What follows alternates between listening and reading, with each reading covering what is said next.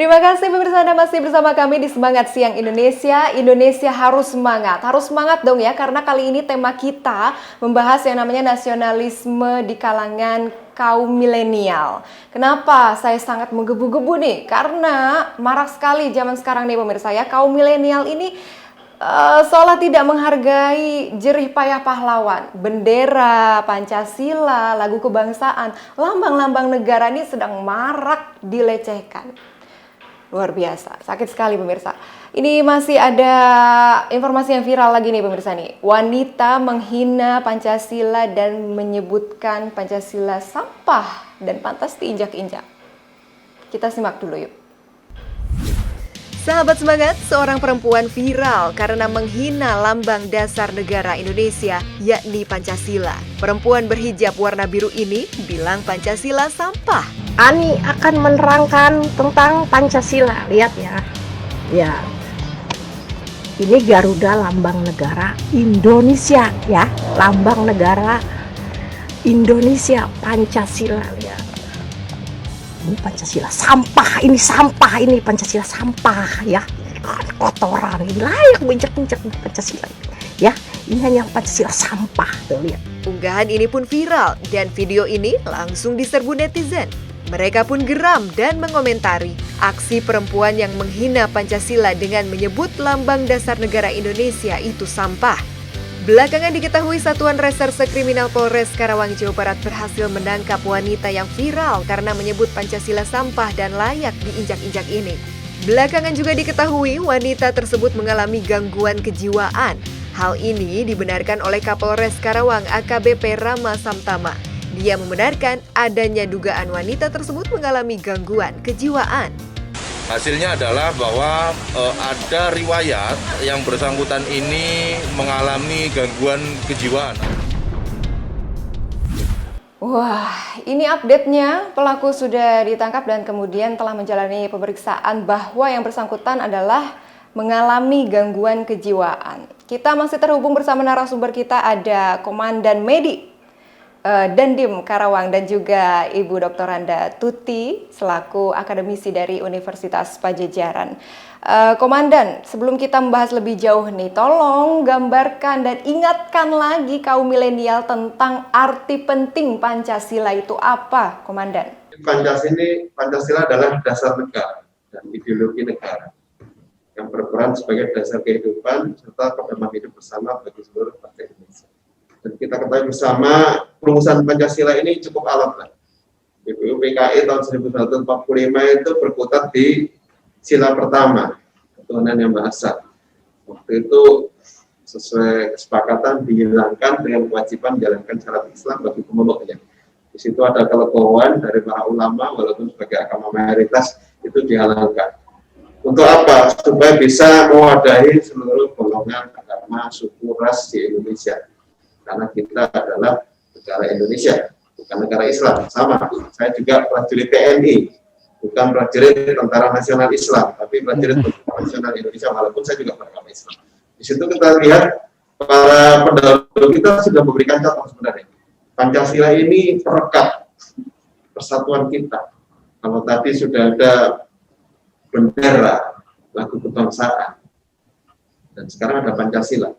Kalau kita mungkin di kantor-kantor ada code of conduct atau kode etik. Ya, menurut saya kode etik bahasa Indonesia itu apa? Ya Pancasila ini. Sudah seyogyanya kita hormati lambang-lambang negara seperti tadi produk hukum yang saya sebutkan. Terus terang saya prihatin juga salah satu warga di Kabupaten Karawang ini memviralkan tentang penghinaan terhadap lambang negara kita, yaitu dasar negara kita Pancasila. Di situ kita lihat sama seperti tadi. Buku ada lambangnya Pancasila, berarti secara logika sudah tahu itu buku yang dipelajari untuk dihormati. Kemudian disampaikan tadi kata-kata penghinaan, sama seperti tadi bendera dan mohon maaf sikap BC tadi. Walaupun mungkin secara kejiwaan sudah dinyatakan ada gangguan jiwa, stres, ada PHK dan sebagainya. Saya rasa di situ sebenarnya mungkin pelaku sadar Pancasila ini yang harus dihormati dan kata-kata yang diucapkan itu untuk menghina, dan itu pasti ujung-ujungnya akan membuat orang kecewa, marah, terganggu, atau tidak nyaman. Di situ kita harus bisa melihat aksi reaksi. Jangan sampai itu tadi lagu kebangsaan, bendera, Pancasila. Mungkin bagi sebagian orang yang tidak mengenai sejarah, tidak mengenai perjuangan, nah itu kan sepele. Tapi bagi kami atau siapapun lah yang rela mengorbankan diri, jiwa, raga untuk 3 hal tersebut, itu sangat disayangkan. Oke, kalau menurut kacamata akademisi, Ibu Tuti, yang sehari-hari lekat ya dengan kehidupan kaum milenial gitu, dengan mahasiswa, kira-kira kenapa sih Ibu Tuti isu penghinaan terhadap lambang negara ini sekarang marak sekali terjadi di kalangan milenial? Kalau pertanyaannya bagus gitu ya, tetapi pertanyaannya ditujukan pada siapa sekarang? Apakah pada anak mudanya atau pada para orang tua dan guru dan pendidik dan masyarakat gitu ya? Generasi saya barangkali ini yang mungkin saya yang paling senior di sini sekarang, orang tua saya itu tadi yang dikatakan Pak Medi, Pak Komandan itu tepat. Jadi artinya disiplin yang pertama, karena disiplin ini membentuk perilaku, di mana disiplin itu terkait dengan tanggung jawab konsekuensi dari perilaku kita. Disiplin itu bukan hanya tepat waktu, bukan itu ya, tetapi bahwa kalau saya melakukan ini, itu nanti efeknya apa. Jadi saya tahu konsekuensi dari setiap tingkah laku. Kemudian diisilah dengan pengetahuan, kemudian diisilah dengan tadi tanggung jawab dan sebagainya. Jadi, nah kembali lagi keluarga yang pegang peranan. Sekarang kita lihat anak milenial sekarang, katakanlah milenial ini sekarang umurnya sampai berapa? Sampai 20-an ya, 21, 22 mungkin ya, untuk kategori milenial. Orang tuanya umur berapa? Kira-kira, katakanlah orang tua menikah umur 25, berarti orang tuanya sekitar 40 sampai 50 tahunan kan? Ya. Nah, apa orang-orang dewasa berusia 40, 50 sekarang ini juga sudah mulai terikat dengan tadi gadget IT tadi yang dikatakan Pak Medi. Sehingga begitu dia mendidik anak, dia sendiri sibuk dengan, kita bisa lihat di mana-mana.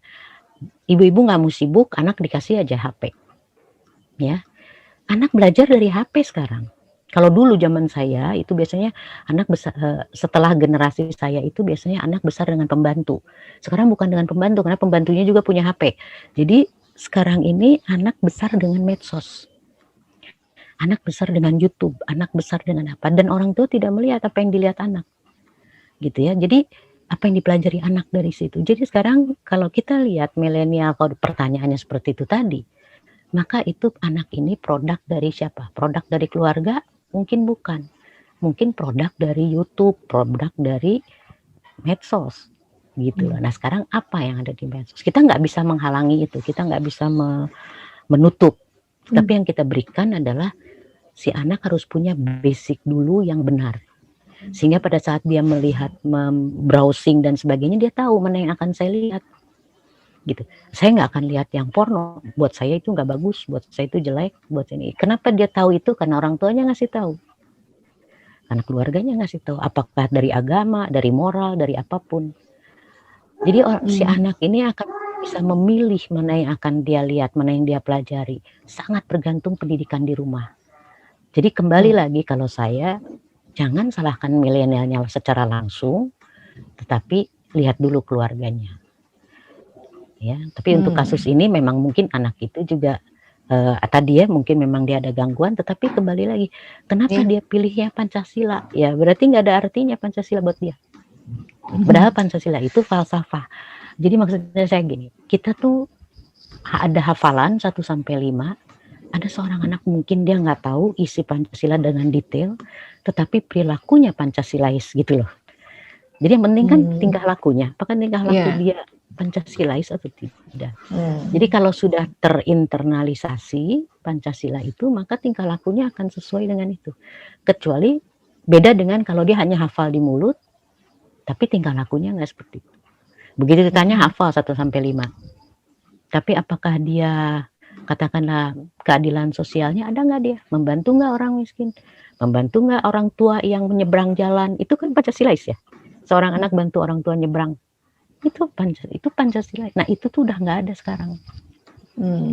Kalau saya naik bus misalnya, ada anak ada anak SMA yang ngasih tempat duduknya ke saya kalau itu bus penuh, itu buat saya pasti apresiasi. Karena itu udah jarang gitu. Ya, jadi ini yang mungkin kita kembali lagi kepada keluarga. Oke, keluarga sekarang terapkan nggak perilaku Pancasilais ini di rumah, gitu. Mulai dengan tadi beribadah sesuai agama masing-masing, kemudian berkeadilan sosial, kemudian berperi kemanusiaan, itu semua tuh harus ada dalam didikan di rumah dulu.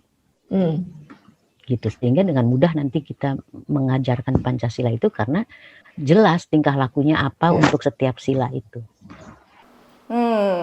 Ibu Tuti, pelakunya ini kan saat ini sudah menjalani pemeriksaan dan katanya mengalami gangguan kejiwaan. Nah, apa Bu Tuti saran untuk penegak hukum dalam menangani kasus ini? Misalnya dari segi psikologi ini, apakah cukup hanya rehabilitasi saja atau bagaimana Bu Tuti? Tergantung dari apa yang dimaksud gangguan jiwanya, ringan, berat, sesaat, atau memang gangguan jiwa katakanlah sudah permanen artinya. Tapi kalau saya lihat dia memang mungkin saya nggak tahu hasil dari pengujiannya apa. Selama dia masih bisa direhabilitasi, lebih baik direhabilitasi. Artinya ditangani dulu masalah gangguan jiwa. Kalau memang dia sudah tidak bisa, artinya kalau orang awam menyebutnya gila, katanya gitu ya, itu ya memang mungkin tidak masuk penjara, tapi masuknya ke institusi mental ya, gitu. Tapi kalau dia memang, ini orang hukum mungkin yang tahu nanti, jadi biasanya kalau itu karena gangguan jiwa, jadi bukan dihukum seperti orang normal. Karena dia mungkin tidak bisa membedakan mana benar mana salah. Tapi kalau dia masih bisa membedakan mana benar mana salah, bahwa dia akhirnya tahu bahwa itu salah, nah ini beda lagi mungkin secara hukum gitu ya. Karena tadi kalau dia dengan sengaja, seperti yang kasus pertama, itu mungkin dia sengaja, dia merusak bendera dan sebagainya ya, maka itu mungkin kriminal masuk. Artinya sudah secara hukum bisa dihukum gitu. Tapi kembali lagi kalau memang itu bukan karena masalah mental. Tapi kalau ini masalah mental, kalau saya melihat dari videonya memang tampaknya memang anak ini terganggu secara mental gitu. Dan itu bisa dari mulai yang paling berat barangkali dia memang sosiopat ya. Tapi kita mesti cek lagi. Kalau sudah ada yang tidak bisa direhabilitasi lagi ya masuknya rumah sakit jiwa mungkin gitu. Yang paling jadi hukumannya ada di situ, direhabilitasinya. Baik, kalau itu pemirsa, Pancasila dibilang sampah, ada lagi nih, Pancasila diplesetkan, sila-silanya ini diubah kata-katanya. Kita akan hadirkan usai jeda berikutnya, pemirsa tetap bersama kami di Semangat Siang Indonesia, Indonesia harus semangat.